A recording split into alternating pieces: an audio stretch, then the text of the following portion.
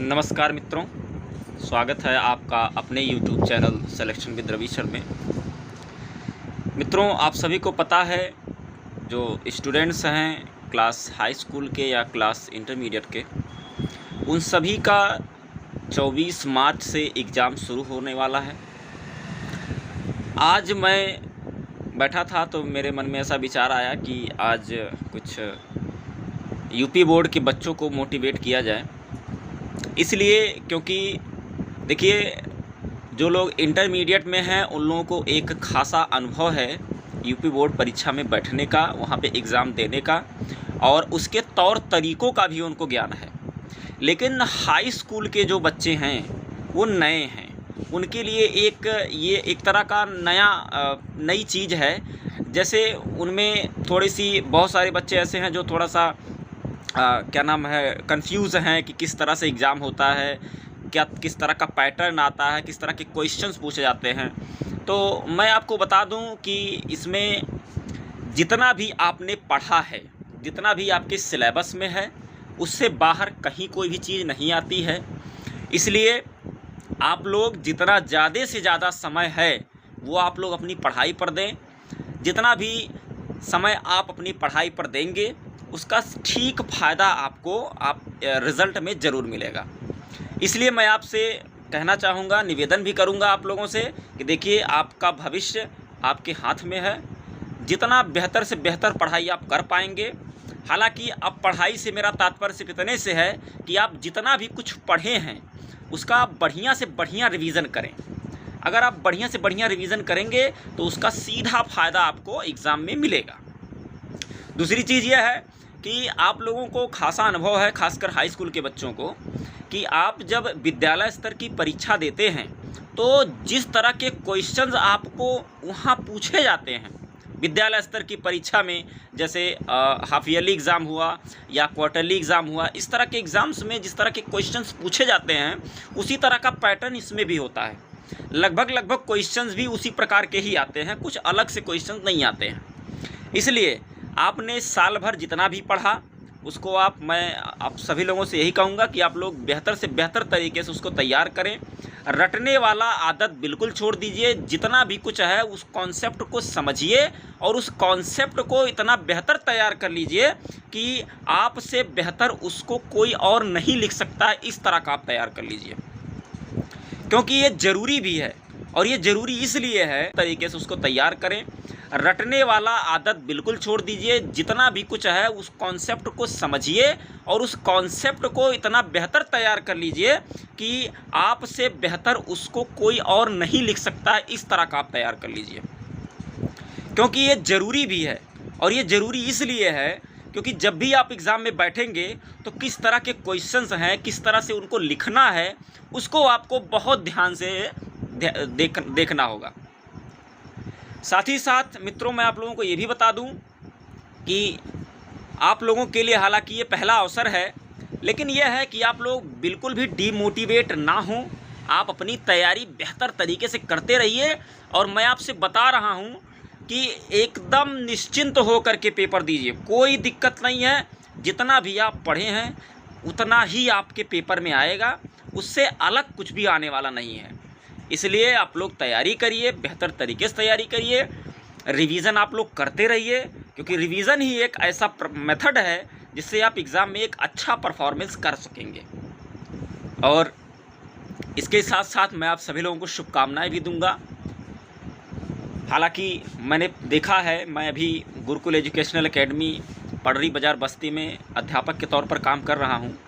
मैंने वहां बच्चों की समस्याओं को देखा है, बच्चों को डिमोटिवेट होते हुए देखा है।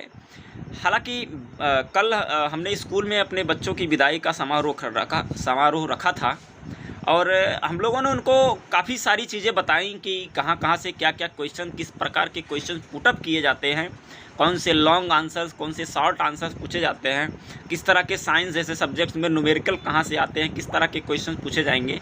ये सारी चीज़ें वहाँ बताई गई।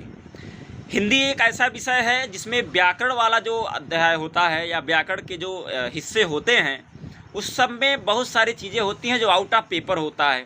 जैसे रस हुआ, छंद हुआ, अलंकार हुआ, है ना, ये सारी चीज़ें जो है पूछी जाती हैं। पर्यायवाची होता है, ये सब पूछे ही जाते हैं। ऐसे ही आप इंग्लिश में चले आइए, इंग्लिश में ट्रांसलेशन आना ही आना रहता है। साथ ही साथ एक क्वेश्चन डायरेक्ट इनडायरेक्ट का, एक क्वेश्चन एक्टिव पैसिव का, है ना। ये आइडियम्स होते हैं, फ्रेजेस होते हैं, कुछ जो है क्या नाम है, इससे भी पूछा जाता है। एप्लीकेशन राइटिंग पूछे जाते हैं, इस तरह के क्वेश्चन आते हैं। साथ ही साथ मैथमेटिक्स में भी जिस तरह के क्वेश्चन आप क्वार्टरली एग्ज़ाम या हाफ ईयरली एग्ज़ाम में आप बैठे हैं, आपने दिया है पेपर, जिस तरह के क्वेश्चन उसमें होते हैं उसी तरह के क्वेश्चन यूपी बोर्ड में भी पूछे जाते हैं, उससे अलग कुछ भी नहीं पूछा जाता है। इसलिए आप बिल्कुल भी डीमोटिवेट ना हो। मैं बिल्कुल कहूँगा कि आप लोग सुबह उठिए और बेहतर से बेहतर तरीके से ज़्यादा से ज़्यादा समय दीजिए और उसको तैयार करिए। सुबह में जब आप उठते हैं आपका माइंड फ्रेश होता है, उस दौरान जब आप अपने आप को तैयार करेंगे, जब आप बैठ करके अच्छे से स्टडी करेंगे, तो भरोसा मानिए आपका रिज़ल्ट बहुत बेहतर आएगा। साथ ही साथ मैं आपसे ये भी कहूँगा कि आप अपना फिटनेस भी बरकरार रखें, क्योंकि एक स्वस्थ मस्तिष्क में तभी होता है जब आपका शरीर स्वस्थ होता है। यानी अगर ओवरऑल कहा जाए तो एक स्वस्थ शरीर में ही स्वस्थ मस्तिष्क निवास करता है। इसलिए आप लोग अच्छे से खाइए पीजिए और अपने शरीर को फिट रखिए। माइंड आपका सही रहेगा, डेवलपिंग रहेगा, तो आपको उसका फ़ायदा भी मिलेगा। इसलिए मैं आप लोगों से पुनः निवेदन कर रहा हूँ कि आप लोग ज़्यादा से ज़्यादा समय अपनी पढ़ाई पर दें। अगर आप कहीं कोचिंग वगैरह भी कर रहे हैं तो मैं आपको सलाह दूंगा कि आप कोचिंग वगैरह सब बंद कर दीजिए। बिल्कुल भी इधर उधर कहीं मत घूमिए टहलिए, किसी के चक्कर में मत रहिए।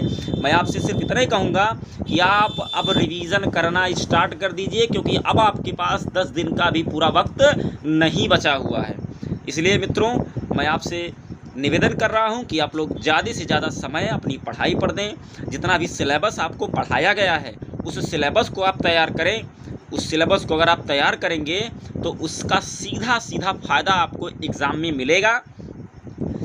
आपको पता है मित्रों, लॉकडाउन के पहले 2018 या 19 का सत्र था, मुझे ठीक से याद नहीं आ रहा है। उसमें गुरुकुल एजुकेशनल एकेडमी के बच्चों को हमने पढ़ाया, साल भर पढ़ाया, अच्छे से तैयार कराया। हालांकि मैं साइंस का टीचर हूँ, मैंने ये सब तैयार करवाया था। उन सभी बच्चों ने 85% अबव, मतलब इवन 90% तक एक बच्चा गया था, ऋषभ गौड़ नाम का बच्चा 90% तक गया था। तो मैं आपसे बता रहा हूँ कि ये कोई अकस्मात चमत्कार नहीं है। साथ ही साथ बच्चों, मैं आपको ये भी बताना चाहूँगा कि उन बच्चों ने नकल का विरोध किया था, कि उन्होंने कहा था कि अगर नकल कराया भी जाए तो मुझे किसी अलग जगह पर बैठा दिया जाए, मैं अपने मन से, अपने विवेक से, अपनी बुद्धि और बल के हिसाब से ही एग्ज़ाम दूंगा। और उन्होंने ऐसा किया, बिना नकल के वो 90% तक पहुँचे। 85%, 86%, 87%, 88% भी बच्चे लेकर के आए हैं। तो देखिए, हालांकि मैं ये कहूँगा कि सबका मस्तिष्क एक तरह का नहीं होता है, सबका माइंड डेवलपिंग एक तरह का नहीं है, लेकिन इतना तो ज़रूर है कि आपके पास वो क्षमता है और उस क्षमता को पहचानने की आवश्यकता है। और वो क्षमता एक लड़की में भी और एक लड़के में भी है। ईश्वर ने बुद्धि सबको दी है, शरीर दिया है, बुद्धि सबको दी है। इसलिए आप लोग अपने बल को पहचानिए, अपने बुद्धि और विवेक को पहचानिए। आप लोग एकदम फुली फ्रेश माइंड में एग्ज़ाम दीजिए। और साथ ही साथ मैं आपसे ये भी कहूँगा कि आप लोग बिल्कुल भी किसी तरह के बहकावे में ना रहें, किसी तरह की अनलगत चीज़ों में ना फंसें। अगर आप कहीं कोचिंग कर रहे हो, स्कूल जा रहे हो, हालांकि विदाई तो हो ही गई है, लेकिन मैं आपसे यही कहूँगा कि आप लोग सेल्फ़ स्टडी करिए। जितना ज़्यादा से ज़्यादा आप सेल्फ़ स्टडी करेंगे, रिवीज़न करेंगे, उतना ही ज़्यादा फ़ायदा आपको मिलेगा। इसी के साथ मैं वीडियो को समाप्त कर रहा हूँ। और मैं आपसे ये भी कहूँगा कि अगर आप चैनल पर नए हैं तो चैनल को सब्सक्राइब करें, बेल आइकन दबाएं, साथ ही साथ वीडियो को लाइक करें, शेयर करें और चैनल को आगे बढ़ाने में सहयोग करें। इसी तरह की मोटिवेशनल वीडियो लेकर मैं फिर आपके समक्ष प्रस्तुत होऊंगा। आप सभी हाई स्कूल और इंटरमीडिएट के बच्चों को मेरी अनन्य शुभकामनाएं हैं, मेरा आशीर्वाद भी है कि आप सभी लोग एग्ज़ाम में अच्छा परफॉर्मेंस करें, अच्छे से अच्छा मार्क्स गेन करें। इसी के साथ मैं वीडियो समाप्त कर रहा हूं। जय हिंद। आप सभी लोगों को पुनः एक बार बहुत बहुत शुभकामनाएं। धन्यवाद।